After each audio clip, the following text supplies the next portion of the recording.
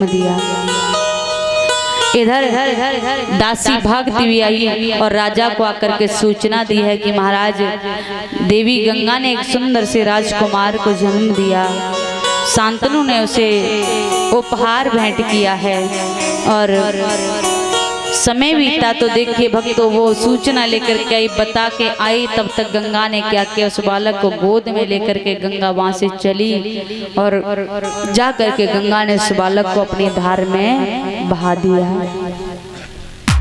समय बीता, सारे हस्तिनापुर में मालूम पड़ गया कि बताओ ये कैसी माँ है, पुत्र को जन्म देती इसने अपने हाथों से मार दिया। समय आया गंगा ने एक और पुत्र को जन्म दिया तो अब की कोई खुशी नहीं मनाता है, क्योंकि सब ये सोच रहे हैं कहीं ऐसा ना हो कि गंगा इसको भी ना मार दे। गंगा ने उसको भी अपने धार में बहा दिया। तीसरे पुत्र को उसने जन्म दिया, तीसरा पुत्र भी अपनी धार में बहा दिया। देखते देखते गंगा ने एक नहीं अपने 7 पुत्र अपने उस जल में बहा दिए।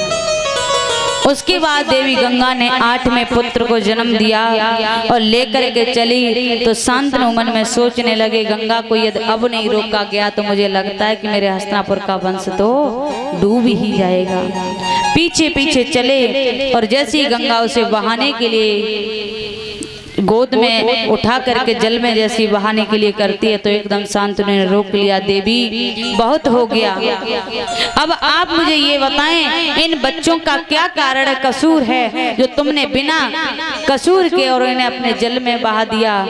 ऐसा आप क्यों कर रही हैं? कोई ऐसी तो संतान छोड़ दो जिससे कि मेरा हस्तिनापुर का नाम आगे चल सके। गंगा ने कहा राजन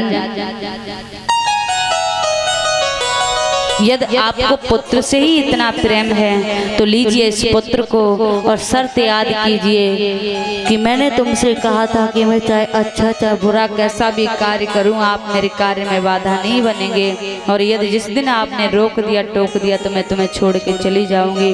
तो ले इस पुत्र को और मैं तुम्हें छोड़ के जा रही हूँ। तो राजा ने कहा देवी तुम जा रही हो परंतु मुझे ये तो बताओ कि इन बच्चों को जल में क्यों बहाया, इनका तो कोई कसूर नहीं था। तो देवी गंगा ने कहा राजन अगर इन बच्चों के बारे में आप जानना चाहते हैं तो सुनिए, ये केवल 7 बसु थे।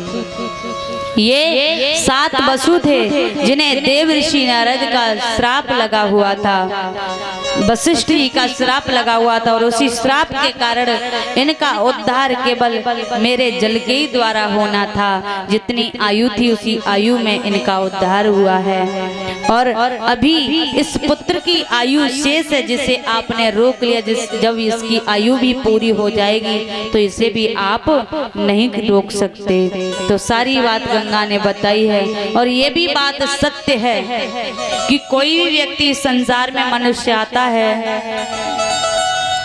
तो भक्तों कहीं मनुष्य ऐसे होते हैं जन्म देने के बाद 2-4 दिन बाद ही गुजर जाते हैं, और कई लोग 15 वर्ष की आयु में चले जाते हैं और कई लोग 30 वर्ष की आयु में और कई 50 की आयु में। तो जितना इनका समय निश्चित किया जाता है उतने ही समय में इन्हें जाना पड़ता है, चाहे वो आप सही और चाहे हम सही। समय आया तो उसे कोई रोक नहीं सकता।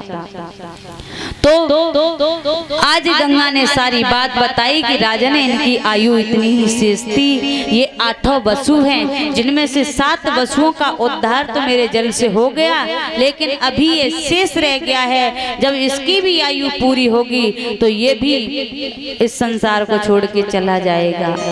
परंतु अब राजन हम तुम्हारे साथ तो हस्तिनापुर नहीं जा सकते और तुम्हें नहीं पता मैं भी एक श्राप का जीवन व्यतीत ही कर रही थी जो आज मैं भी उस श्राप से मुक्त हो गई। हे राजन अब मुझे भी जाने की अनुमति दीजिए।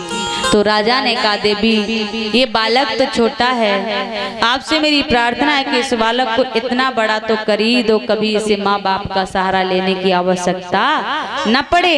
तो गंगा कहने लगी राजन अब मैं तुम्हारे महल में तो नहीं जा सकती क्योंकि मैं वहां से निकल आई और मेरी आयु भी महल में रहने की पूरी हो चुकी है। और रही बात इस बच्चे की तो ठीक है, जब तक मैं इसे योग्य नहीं कर देती तब तक मैं तुम्हें इसे नहीं दूंगी। उसी समय गंगा उस बालक को लेकर के चली है। तो देखिए कहाँ लेके चली है बताया भक्तों। अरे जब बालक लयो है यो ठाई,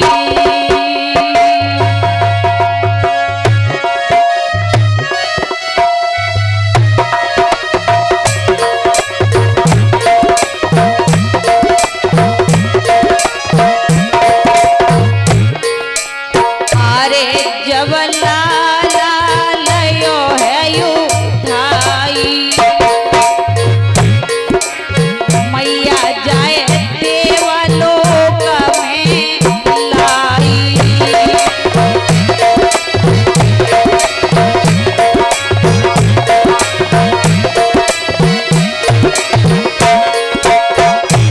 अरे मैया जाए देवलोक में लाई और देवन पे रही है पड़वाई।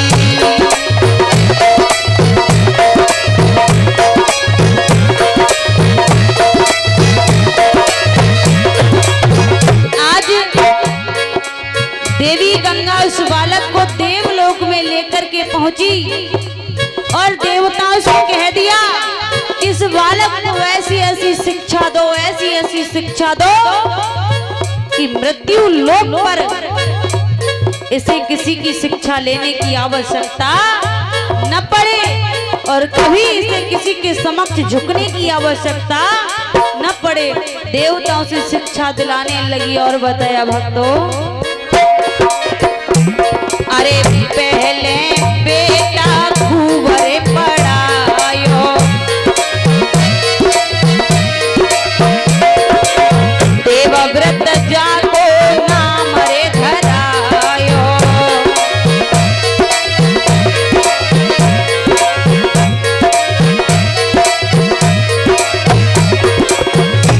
अरे पहले लाला खूब रे पढ़ायो, देवव्रत जाको नाम रे धरायो।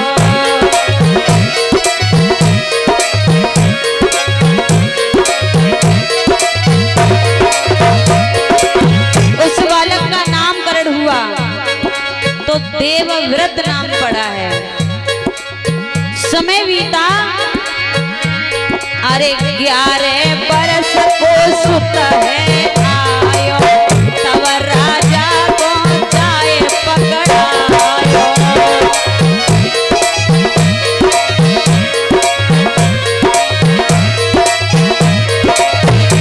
ए 11 बरस को सुत है आयो, तब राजा को जाए पकड़ायो।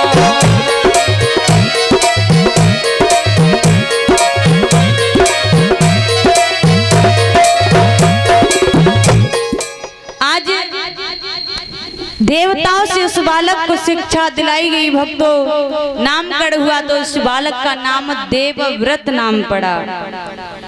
उसके बाद में जब 11 वर्ष का पुत्र हुआ है तब गंगा ने आकर के वही पुत्र शांतनु को दिया और कहा राजन लीजिए इस पुत्र को। अब ये पुत्र इतना बड़ा हो गया है, अब इसे कभी माँ बाप की सहायता लेने की आवश्यकता नहीं पड़ेगी। इतना कहने के बाद में गंगा चली। शांतनु मन में सोचने लगे कि शायद देवी गंगा को दया आ जाए और लौट आए, लेकिन गंगा जिस तरफ गई है वो कभी लौट कर तो आई नहीं। देवी गंगा वहां से भक्तों आगे के लिए चली जाती है। समय बीतता हुआ चला जाता है। गंगा से प्रेम तो हो ही गया था, पर जब समय बीता तो राजन प्रतिदिन गंगा की याद करते हैं। एक दिन महाराज शांतनु अपने पुत्र देवव्रत को लेकर के